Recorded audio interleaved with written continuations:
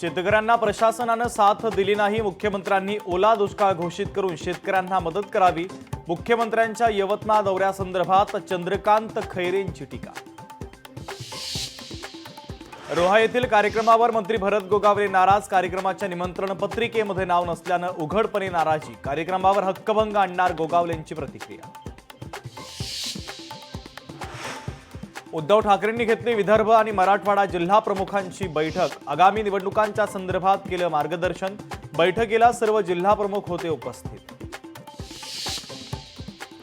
सीमांकन झालेल्या कोळीवाड्यांचे 60 दिवसांमध्ये शहर विकास आराखड्याचं मार्किंग करा।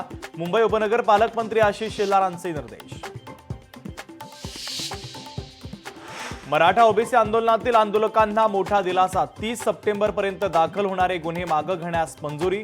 राजकीय आणि सामाजिक आंदोलनातील गुन्हे मागे घेतले जाणार। भिवंडीमध्ये 3 बोगस डॉक्टरांवर कारवाई। कोणतेही वैद्यकीय पदवी प्रमाणपत्र नसताना दवाखाने उघडल्याने कारवाई। आयुक्त अनमोल सागर यांचे कारवाईचे निर्देश।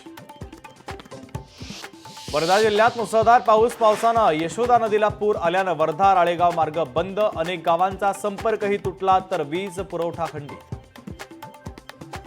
अभिनेत्री दिशा पटनीच्या घरावर गोळीबार तर दिशा पटानीच्या यूपीतील बरेलीमधील घरावर गोळीबार। गोळीबारानंतर दिशा पटानीच्या घराबाहेर पोलिसांचा बंदोबस्त वाढवला।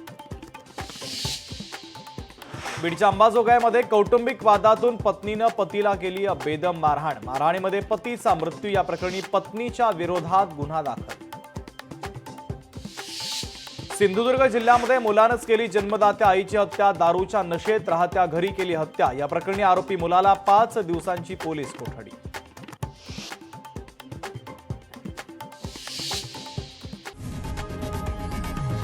लोकशाही मराठी ऐका, पहा, जागरूक रहा।